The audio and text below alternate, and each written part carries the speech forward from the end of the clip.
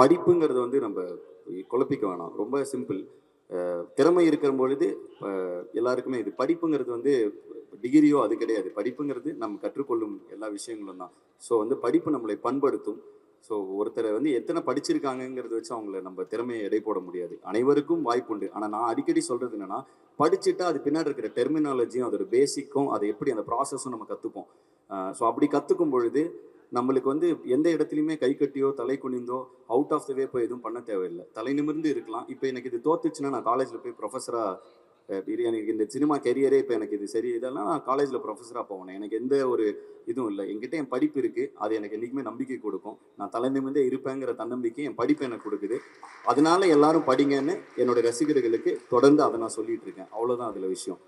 Technology வளர வளர அழிவு கண்டிப்பாக இருக்குன்னு நீங்கள் நினைக்கிறீங்களா? இருக்கலாம். இந்த படத்துல அது மாதிரி ஒரு விஷயம் இருக்கு. டெக்னாலஜி 2 வகையா யூஸ் பண்ணலாம். அது ஒரு தீக்குச்சி தான். பத்துச்சுன்னா தீக்குச்சியை வச்சு வெளிச்சமும் கொடுக்கலாம், ஊரையும் அழிக்கலாம். ஸோ டெக்னாலஜி நம்ம எப்படி யூஸ் பண்ண போறோங்கிறத வச்சு தான் அதுக்கான பதில் இருக்கு. ஸோ நான் வந்து அதுக்கான அப்படி அழிஞ்சிடக்கூடாதுன்னு நினைக்கிறேன். அது இருக்கா இல்லையான்னு நீங்களும் தான் சொல்லணும். இல்லை, 3ஆம் உலகப் போர் வந்து வாட்டரில் வரும்னு சொல்லியிருக்காங்க. 3ஆம் உலகப் போர் வாட்டரில் தான் வரும்னு சொல்லியிருக்காங்க.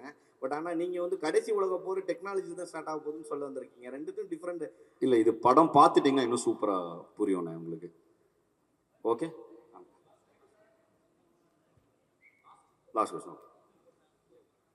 கான்செப்ட் கூட இப்போ 2-3 நாள் முன்னாடி நடந்தது. அதில் கூட ஏதோ பசங்க சண்டே ஆயிடுச்சுங்க. இது வரைக்கும் உங்கள் கான்செப்டில் அந்த மாதிரி நடக்கவே இல்லை.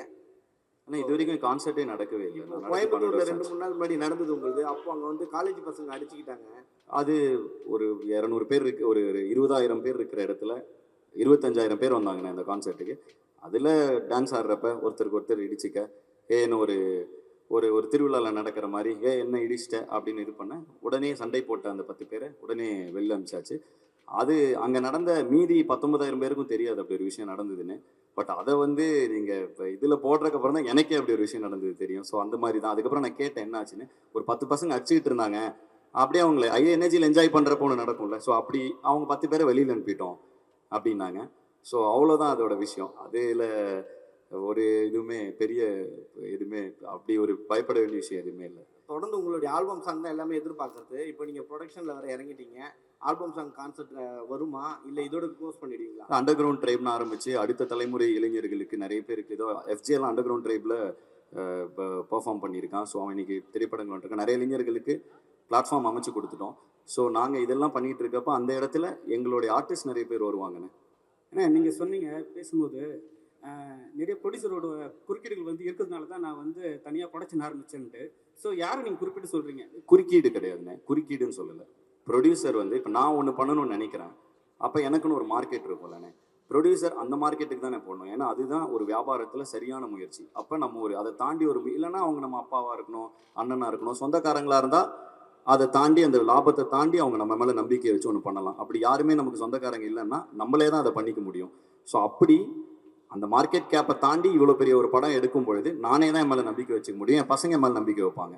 ஸோ எனக்கு பிடிச்ச கண்டென்ட்டை நான் கொண்டு வரணும்னா அதை நானே ப்ரொடியூஸ் பண்ணிக்கிறேன், அவ்வளோதான். ஸோ அப்படி தான் இதை சொல்கிறேன். இதில் குறுக்கீடெல்லாம் இல்லைங்க, குறுக்கீடெல்லாம் இருக்காது. குறுக்கீடு இருந்தாலும் அதில் இது இருக்காது, லாஜிக் இல்லைல்ல. எப்படி குறுக்கிட முடியும்? யாரும் அப்படி குறுக்கிட மாட்டாங்க. சரி, நீங்கள் ஸ்டேஜ் ஏறும்போது சொன்னாங்க எல்லாருமே 15 வருஷம் 20 வருஷம் 18 வருஷம்னாங்க. ஆக்சுவலாக என்னென்னா பார்த்தா உங்களுக்கு 25 வயசு மாதிரி தான் தெரியுது. உங்களோட வயசு என்ன? எல்லாருமே வந்து உங்களோட இளமையின் ரகசியம் என்ன? ஒன்றும் இல்லை, 2005 நான் ஸ்கூல் படிக்கிறப்ப என்னுடைய முதல் மிக்ஸ் டேப் வந்துச்சு. ஸோ அங்கேருந்து ட்ராவல் ஆக ஆரம்பித்தோம் நானும் ஜீவாவும். ஸோ நான் ஸ்கூல் படிக்கிறப்பே ஆரம்பிச்சிட்டேனே. எனக்கு மேடைகளும் வாய்ப்பும் இல்லை. ஏன்னா எனக்கு யாரையும் தெரில. நான் சென்னைக்கு வரதுக்கே அங்கேருந்து நான் காலேஜ் முடிச்சு எனக்கு காசு சேர்க்கறதுக்கே டைம் ஆயிடுச்சு. அதுக்கப்புறம் தான் என்னால் சென்னையை கிளம்பி வர முடிஞ்சுது. ஸோ சென்னை வந்து ஒரு 4 வருஷம் கஷ்டப்பட்டதுக்கப்புறம் தான் எனக்கு லக்கிலி இப்போ அண்ணனை மீட் பண்ணுற வாய்ப்பு கிடச்சி. சுந்தரண்ணை வந்து எனக்கு ஒரு இசையமைப்பாளர் ஒரு வாய்ப்பு தராரு. நாங்கள் 2005லேருந்தே பாட்டு போட்டுட்ருக்கோம். எங்களுக்கான அதாவது நான் சுந்தரண்ணாவோட முதல் படம் சைன் பண்ணுறப்பவே எனக்குன்னு ஒரு அண்ணனே சொல்லுவார், இப்போ ஆம்பளை லான்ச்சில் அவ்வளோ ஃபேன்ஸ் வந்திருந்தாங்க. ஏன்னா அது இண்டிபெண்டன்ட் மியூசிக் மூலமாக சேர்த்த ஃபேன்ஸ். எனக்கு வந்து கனெக்ஷன்ஸ் இல்லாதனால எனக்கு மேலே வர்றதுக்கு அதாவது அந்த பிளாட்ஃபார்ம் எனக்கு கிடைக்கிறதுக்கு டைம் ஆகிடுச்சு. ஸோ அதுக்கு முன்னாடி இருந்தே நான் பண்ணிட்டுருக்கேன். இப்போ நான் இந்த வேறு யாருக்கும் அது நடக்கக்கூடாதுங்கிறது தான் இந்த இத்தனை தமிழண்டா மூவ்மெண்ட், அண்டர் கிரவுண்ட் ட்ரைப், இப்போ தமிழ் என்டர்டைன்மெண்ட்னு ஒன்று பண்ணிக்கிட்டே இருக்கும். எனக்கு தெரிஞ்ச பசங்களுக்கு அது நடக்கக்கூடாதுன்னு, அவ்வளோதான். அதில் நிறைய பேர் கூட ட்ராவல் ஆகிருக்காங்க. இப்போ நான் வந்து ஃபஸ்ட்டு இண்டிபெண்டன்ட் ஆர்டிஸ்ட்டாக ஃபஸ்ட் இயர் காலேஜ் படிக்கிறப்ப அவர் எனக்கு பேக்ரப் டான்ஸராக இருந்தார். ஸோ அவர் வந்து அவங்க எங்கள் பின்னாடி டான்ஸ் பண்ணுவாங்க. ஸோ அந்த மாதிரி நிறைய பேர் கூட இவ்வளோ வருஷம் ட்ராவல் ஆகிட்டோம். ஸோ அந்த இதனால அவ்வளோ வருஷமாக தெரியுது.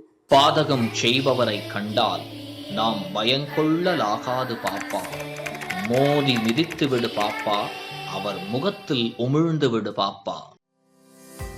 அண்மை செய்திகளை உடனுக்குடன் தெரிந்து கொள்ள இணைந்திருங்கள் இயம்நாடு தொலைக்காட்சியுடன்.